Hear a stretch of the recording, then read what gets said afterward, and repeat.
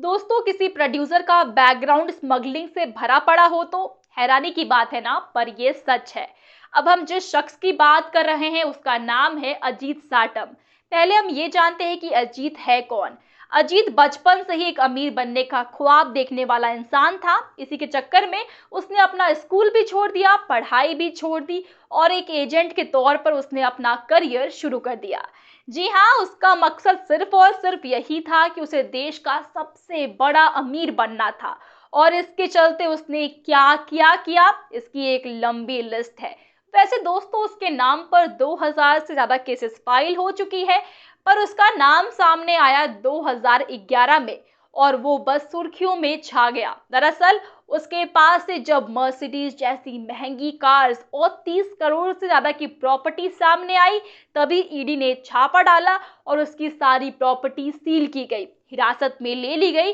ये सब तो 2011 की बात है, पर इसका मतलब ये नहीं है कि इससे पहले वो कुछ भी नहीं कर रहा था। दोस्तों, इतनी प्रॉपर्टीज को इकट्ठा करने के पीछे उसकी बहुत मेहनत थी। साल 1999 से 2000 तक वो इल्लीगल काम ही कर रहा था। जब अजीत को अरेस्ट किया गया था तब वो लकड़ियों की स्मगलिंग भी कर रहा था। जी हाँ, जब इस अजीत के पीछे बहुत सारी एजेंसीज ने अपना जाल बिछाया तो उसमें उन्हें अच्छी खासी प्रॉपर्टी मिली, जो लगभग 5 करोड़ से ऊपर की थी। इसमें अच्छा खासा कार कलेक्शन था, आलीशान फ्लैट्स थे और बैंक अकाउंट में 14 करोड़ से ज्यादा की अमाउंट थी। दोस्तों, कार में 2 बेंटले, 3 मर्सिडीज बेंच, एक फरारी, एक BMW X5 SUV और एक वैगन पसाट शामिल है। सितंबर 2011 के आसपास खुलासा हो गया कि साटम इस तरह की इल्लीगल काम कर रहा है। दोस्तों, इसमें यह भी मालूम चला कि वो अकेला नहीं है, बल्कि मुंबई, कोल्हापुर, दुबई, वडगांव और बाकी जगह पर रहने वाले कुछ लोग भी उसके साथ शामिल थे। जाहिर सी बात है दोस्तों कि इतना बड़ा स्मगलर है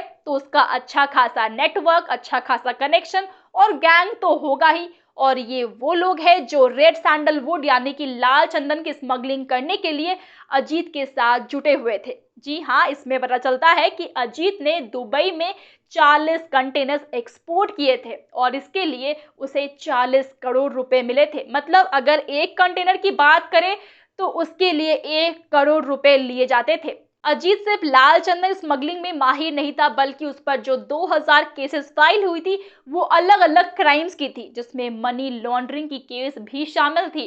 अब मनी लॉन्ड्रिंग क्या होती है ये तो आपको पता ही होगा। चलिए, अगर पता नहीं भी है तो आपको जैकलीन फर्नांडिस, नोरा फतेही की जिस केस को लेकर ईडी से पूछताछ चल रही है, वो 200 करोड़ का मनी लॉन्ड्रिंग तो आपको याद ही होगा, है ना, जिसमें फ्रॉड सुकेश चंद्रशेखर भी शामिल है। ये वही केस है जहां पर इलीगल सोर्सेस के जरिए इकट्ठा किए गए पैसे छुपाए जाते हैं और ऐसे लोगों के पीछे भागती है ईडी, जो कि अजीत के पीछे भी भाग रही थी। अजीत का इन्वेस्टिगेशन चल रहा था, डीआरआई से ये मामला ईडी ने अपने हाथ में ले लिया और मालूम चला जो कुछ प्रॉपर्टी सैंडलवुड स्मगलिंग के जरिए अजीत ने इकट्ठा की थी वो उसके ही जरिए बाकी की प्रॉपर्टी भी खरीद रहा था। जी हाँ, foreign trade development and regulation act 1992 की धारा 11 के तहत इंडिया से लाल चंदन स्मगलिंग को सपोर्ट करना इलीगल है। पर दोस्तों, इसके बावजूद भी अजीत ने ये सब कुछ किया और उसके ऊपर इतनी सारी प्रॉपर्टी इकट्ठा की। इतना करके भी वो चुपचाप नहीं बैठा, बल्कि जब अजीत ने स्मगलिंग से प्रोड्यूसर बनने की दुनिया में अपना कदम रखा था, उसके बाद ईडी उसके पीछे पड़ गई और उन्होंने उसके फिल्म फाइनेंस बिजनेस में काफी मुश्किलें खड़ी कर दी। वैसे प्रोड्यूसर के तौर पर अजीत ने 2015 में एक मराठी मूवी प्रोड्यूस की थी जिसका नाम था वेलकम जिंदगी। अब जिस मनी लॉन्ड्रिंग की हम बात कर रहे हैं तो 2015 में इसी के चलते अजीत को जमानत भी मिलने वाली थी, पर ईडी ने इन्वेस्टिगेशन पूरा करके ये जमानत कैंसिल करवाने की पूरी कोशिश की। जी हाँ, दरअसल उरन पुलिस स्टेशन में लाल चंदन तस्करी के बारे में एक मामला था, उसमें मुंबई हाई कोर्ट के जरिए अजीत को जमानत मिलने ही वाली थी।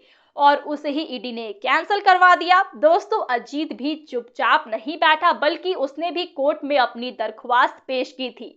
पर ईडी के इन्वेस्टिगेशन के बलबूते पर अजीत की एक बात भी नहीं सुनी गई। कोर्ट ने तो अजीत को ही सुना दिया कि लाल चंदन के illegal international racket JNPT port trust पर चल रहा था और इस रैकेट को तोड़ने के लिए उसका अच्छे से इन्वेस्टिगेशन होना बहुत जरूरी है। तो साटम की बात पर कोर्ट सपोर्ट नहीं कर सकता।